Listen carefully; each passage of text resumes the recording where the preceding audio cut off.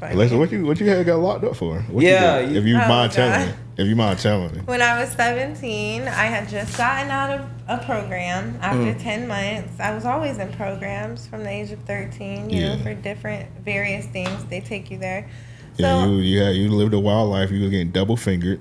So. Yeah, I lived a wild life. You know what I mean? I never wanted to be home. I wanted to do everything bad, smoke weed, do everything I could. Smoke weed is bad?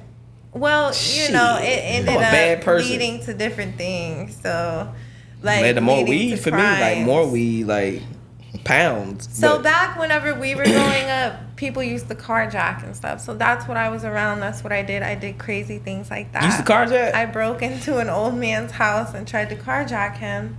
And it didn't work out so well. Why didn't you just break into the car? He wasn't there. I sat there and I laid at home and waited for him to come home. I waited behind. With the car? I waited in his closet to come home. You you broke in his house? Did it, yeah. Oh, shit. And B&R. then I put a mask around my face and I waited for him to come home and I hid in his closet and jumped out on him when he walked through the front door.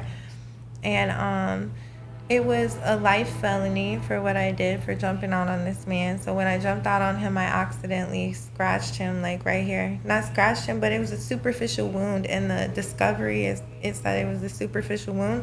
And I like cut him right here. And so they took me to jail. I was in the front page of the newspaper. And I was like, my statement was, I ran away from foster care and I broke into this man's house and I told him not to shoot. I was like, please save me. You know what I mean? Because I didn't know what was about to happen because he had attacked me and everything like that. And he was waiting for the police to come. He was like calling the police, holding me down, holding me there, making me stay there. I was 17 and I was like, oh, please let me go. Please let me go. I'm only 17. And he was like, no, you're going to call the police. He was trying to make me call the police on my phone. It's a white man.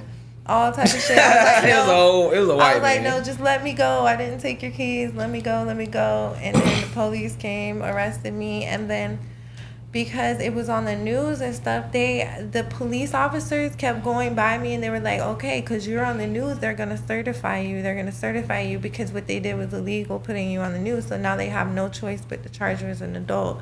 So when I went to court at DDC, they were like, okay, we're charging you as an adult. You're going to prison. I'm like, okay, cool. Now I get to smoke weed, watch TV, or smoke cigarettes, watch TV, do everything I see on the prison movie. So I go to Duval County Jail. They separate me from population, and I'm put in 24-hour lockdown in the pumpkin patch with all the crazy ladies because they didn't have anywhere to house female inmates because I was the only female inmate in Duval County Jail. That's insane. So they put me in 24-hour lockdown until maybe 2 months later. I just went crazy. Like, I learned how to draw and write poetry and stuff. But then I ended up, like, going crazy because I couldn't be in there. Like, I was throwing everything. And then the sergeant on shift, her name was Sergeant Yancey, she made sure that they let me out the 23 hours of the day. And then every time they had to let a crazy person out, they would put me up.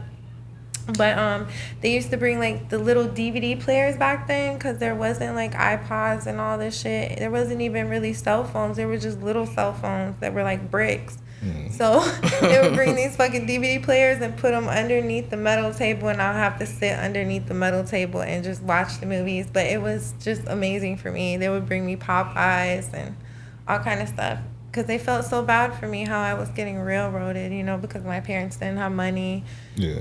And I had a public defender, and they ended up sending me to prison at 17 for 39 months. 3 years and 3 months. Damn, 3 years? So what was the first thing you did when you got out? Oh my God, the first thing I did when I got out, I went to get a job at Whataburger, Subway. And then I ended up meeting this guy who I ended up being with him for 10 years, but he was very abusive. I was just so young and so used to being treated like shit and having nothing. I didn't understand what love was, so I clinged on to him. And basically, I ended up finding an ad on Craigslist to be a shooter girl in the strip club, so I ended up handing out shots, then I ended up dancing and lying about being a dancer. I kept saying I was a shooter girl. I always was on Craigslist looking for the new, like, come up.